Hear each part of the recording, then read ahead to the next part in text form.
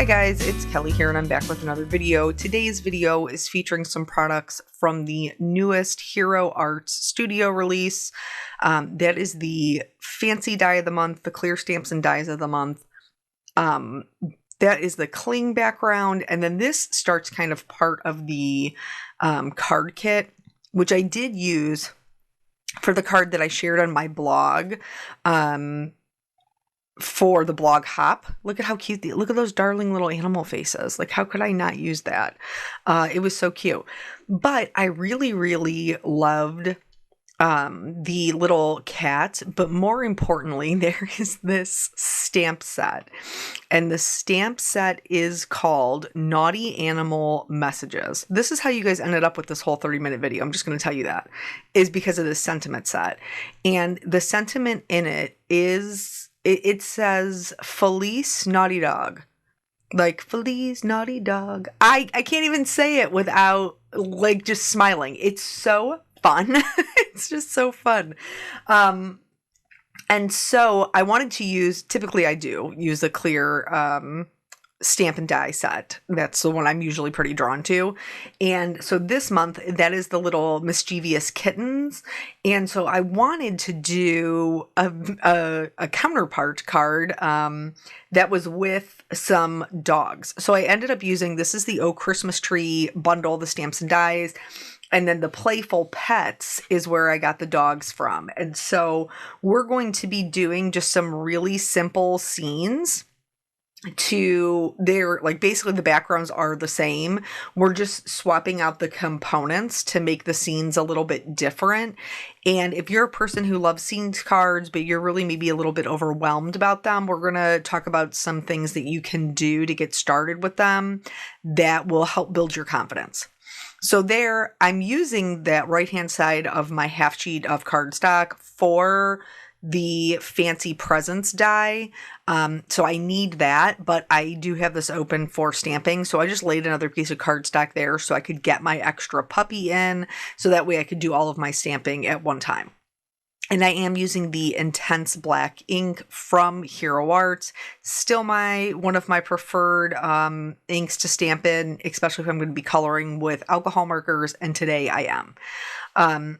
So we're going to talk a little bit about that. I do just want to note that I guess we'll just go ahead and get into it, right? So if you have seen, Spellbinders has actually acquired Hero Arts. Hero Arts has been owned by Aaron Leventhal and his wife. Before that, it belonged to his mother. They've been in the industry for 50 years. They're obviously a staple company. And they just, whether it's like they wanted to retire or what, they have decided to take a step back from the business, which is fine. And he's known, the owner of Spellbinders for years, and they were able to come to an agreement. Now, with that said, you know that I have loved Hero Arts my entire card making career. Let's talk about the card real quick. So here with the garland, I wanted my garland to look as if it was like shiny, maybe a little tinsely. That's the kind of garland that I grew up with. I don't know about you guys. And my mom would throw buckets full of tinsel onto our tree. I don't do that. I don't do that. But if it was up to my mom, our Christmas tree would have just been dripping in that icicle tinsel. But anyway, so in order to get that kind of sparkly look, and we're heading into the holiday season, you'll see it again here on my channel for sure. I'm using a little bit of stippling, which is just a series of small dots, in order to give the appearance of some sparkle and shine. And then I also colored the star the same way. So anyway, Hero Arts Spellbinders. Is the Hero Arts brand going to be done away with? No, they're not. They're keeping them. So it's just kind of like, what was that? Oh, I'm old. So this might be, well, maybe you'll get it. So like Benjamin Moore paint was its own brand, but then I think Sears bought them out. Sears also, I think, bought out Kmart, or Kmart bought out Sears, or they were owned by the same company. Anyway, basically, Spellbinders is the parent company, and Hero Arts is going to be just a branch of that. So they're still going to be keeping, as far as I can tell, the same things. The inks, the papers, the website will still be separate. And so I do think that that's great that that they're going to be able to still keep that going. I love Hero Arts. I love the things that they do, the people who work there. And I also work, as you guys know, I also have done some guest work with Spellbinders. I love Yana. So I'm excited to see them work together. And to see, what they come out with, as far as like different illustrations or sets or styles. I think it's really fun. I just wanted to kind of touch on that. Here, I'm not this fast, guys. I don't color this fast. I sped it up because we're trying to jam 2 scene cards into one video, and there's a lot of coloring, and you guys know I like to try to leave in as much as possible, so sometimes that means we have to do a little speeding up of things. For this one, I chose the Christmas tree because the clear Stampin' Dies, the kitty cats, they like have ornaments that they're breaking and boxes that they're opening, and I thought that just made the most sense in the scene with a tree. But you can use whatever tree. I think they have like a swirly one too that would maybe do. This one I think is just a couple years old. Use what you have. You guys know what I'm saying. But you do kind of want a focal point. Same thing with so now like we have the tree in this one because we have the broken ornaments and we have the open boxes and the ribbon, and that makes sense for that scene. In order to just you don't have to reinvent the wheel to create different scenes. We can just swap that piece out for something else that is a similar shape to get a completely different feel, which is for me, I swapped it out with the fancy present die because it's in that same shape. All of these presents are kind of like stacked up, built up, and it's going to fill the same amount of space a little bit differently, but it's still going to be kind of that holiday feel. But I also wanted, my sentiment, isn't it so funny? Like, please tell me, I want you to tell me in the comments below, like, what is the silliest thing you've ever built a whole card around? This may be it for me, this one sentiment. I wanted to use it. I'm a dog person. My whole family are like, they're dog people. There is not, my sister, my oldest sister, Michelle, has her little dog. Well, she's not little, she's a big one. But like her name's Pippin. And then my middle sister, she had two dogs for a long time.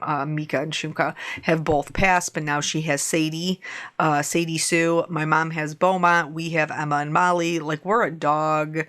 There is not one person in my family that I could not give this card to. And the cat one, I have friends. I have friends who are cat people that I can mail it out. Maybe I'll send it to Christina Warner. She's a lovely cat lady. So here, again, I'm sticking with pretty traditional Christmas colors, but I need to have enough colors that, 1, it's still interesting, but 2, it doesn't make it busy. And so a good, like, you normally have like your red and green Christmas base. We all know how I feel about red and green as complementary colors. I'm on the struggle bus not to see Christmas when I do red and green. But typically I will add in some gold. Neutrals are always good. Whites, gold, silver, browns, those are always good. But then I like to add in maybe some blue. Like, blue is a good one that you could add in. That's a nice mix. Or you could do a lighter green and a darker green. I also did that here. So you just want to make sure with your scenes, even though they are simple, and mine are simple, they're the same background to the scene. It's just the elements that are changing. You do want to make sure that it's not super busy. And so sticking with a similar color palette is going to make it so that your scene is still interesting and you still have all of these things going on, but it's not chaotic. It's not busy. The color scheme or isn't taking over the card, and the elements are making sense together. Let's go back to the card and talk about this. So now we're starting to get into the shading of the animals. Again, we're talking about choosing that color scheme. So this little doggy, who is mischievous puppy number 1, he is the same color as the box in the other card. Because remember, I'm super matchy, so I like when they go together. But I'm just repeating those browns. Same thing here. This cat is more on the orange side. He's a bit of a warmer color, maybe a little ginger cat. And then I'm going to repeat that same one in one of the dogs. Now, you could, if you were just making one or the other of these, that would be fine. Like having 3 different neutrals would be fine.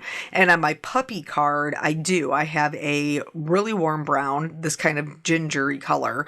And then I have a brown, and then my other dog is black.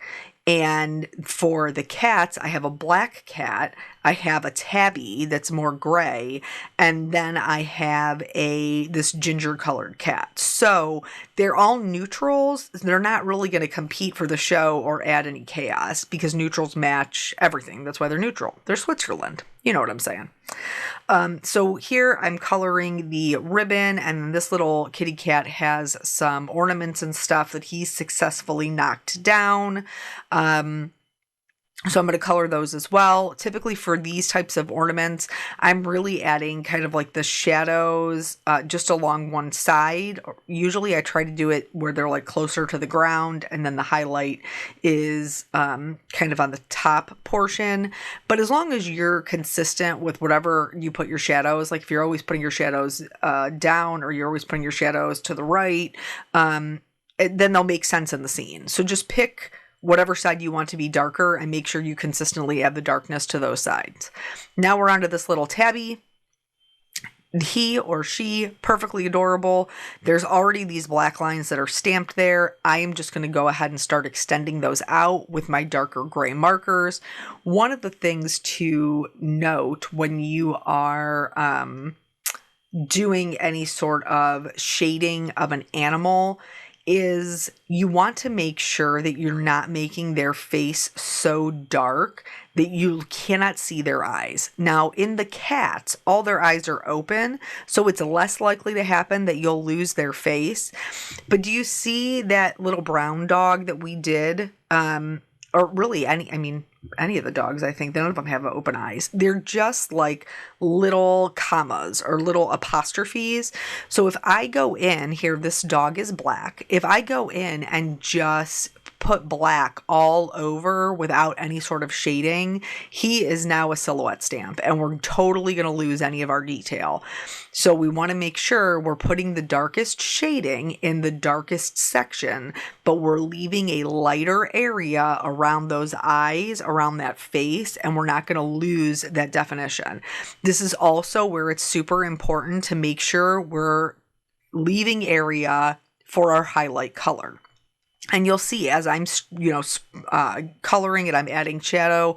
I am kind of putting that ink like right over top of the previous color, but I'm always leaving a white area. And by the time you get out to your lightest color, you might only have a sliver of white like I do here. But once you put in that gray, that mid-tone gray, you're going to see that we still have that detail. We can still see where his paws are sitting in front of him. We can still see where that tail is wrapping around. You can still see his eyeball. Important. And so we're going to do the same thing here with this cat. We're going to make sure that we leave a highlight on the tops of those paws, especially where his 2 back legs are together. Same thing with his face. We're going to leave some lighter area around his eyes so that we don't lose that. That's just something that you will want to make sure that you're kind of keeping track of, because you don't want to lose the details that make them so adorable, and they need a face. So anyway, what were we talking about? Oh, my family and the dogs. So yeah, I can give this to anybody, and then the cat one I can give to some of my friends, even my niece and or my nephew. No, my niece too. My niece and her boyfriend have an older dog. I adopted a senior dog. They're all of us, as far as I know. I think all of us have rescues. I don't think any of us have a dog that we've purchased from a breeder. I would never, but I mean, to each their own. I understand everybody has different things that are important, but I'm rescue. Um, so then my niece has the older dog, her and her boyfriend, and then my nephew and his fiance have two dogs. So yeah, we're just dog people. We just are. They're so cute. So here, just adding that little bit of shadow to those little kind of broken ornaments. And then this little bow on our cat, we're going to add a little bit of shading there. The part that goes around his neck, we're really not going to have a whole lot of area to add a lot of highlight to. There's just not a lot of real estate. So just as long as you have just a little, like kind of on the most outer edge, you should be okay. For this little prancing puppy, we're going to do some shadow where that leg is tucked behind. Both of those back legs are tucked behind. We're also going to do some shadow on the tummy, because it has those two legs in front of it. And then I did add a little bit of darker color for the ear that's behind, and then kind of down and across his back. Typically, not with long-haired dogs, but with short-haired dogs, they're, when the hair gets closer to their belly, it's just not as dark. It's usually as darker on their back, but because we have those shadows, we're also going to have, or those little paws that are in front of them, those two legs that are in front of them, that's going to be in shadow as well, but we still do want to include that darker hair that goes along the back. And then the same thing that we've been doing, we're going to extend that color out, leaving that, little bit for a white highlight to make sure that we have room for our lightest color, that little sliver of white that we will put in for our highlight color. So now this is the fancy present die, and I am repeating those same colors that we've already been seeing. So we have the tree for our first card. This is going to be in place of our tree on the second card. And again, we're trying to make it so it's not crazy chaotic, that it's not super busy, and it all makes sense. And we're just going to be repeating those colors. So I did my best to make sure that it had some interest. We'll talk about some other things that we can do to add interest as well, besides just the picking of the colors. But so typically we want to work in odd numbers. And that is just because our brain, when something has even numbers, it tries to pair it together. So with each of these, we have our main kind of scene element. One's a tree, one's a stack of presents, and then the supporting actors of our scene, they are the main characters in our scene, but they're the supporting actors of that main element.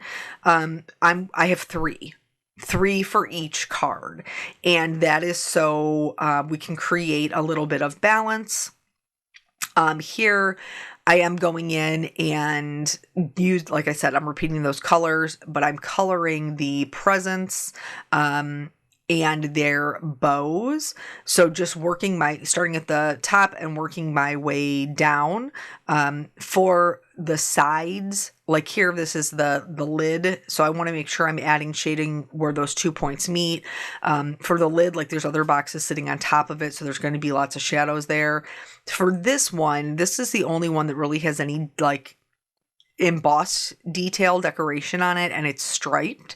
So I chose to just do a red and green stripe. If that feels like maybe it's a little bit too complicated, you could add some shadows with some gray markers, and then just go in with one green marker and color in all the stripes that way. For the bows here, I'm going to color them red. add a little shadow kind of from down at the bottom up towards the top. And then where the bows are gathered will obviously be darker because that material will be gathered as well. And then again, like I said before, just working our way down, trying to make sure that we don't have, too much red or too much green or whatever. Like we have a good healthy balance. So just some other like housekeeping things I wanted to make sure to mention. We do have, I'm very nervous. I'm so scared. I do the mixed media, multi-dimensional, or is it? No, mixed media dimensional mini class. That's what it's called. I named it and I still can't come up with it. Is my first online class, and all of the kits have been sent out. Everybody should have gotten their things. Is going to be this Saturday. So if you still have not signed up for it, there is still time. Let's go back to the card real quick. So here, the Playful Pups does have dies, but I don't have the dies. So I am fussy cutting mine to make them part of my scene. If you did pick up the dies, then you would be able to blend them into the scene just like you're going to see me do with the cats. So whichever way works easiest for you. So here you can see I'm already starting to kind of build them together. For the actual backgrounds, all I need is a floor and like a wall color.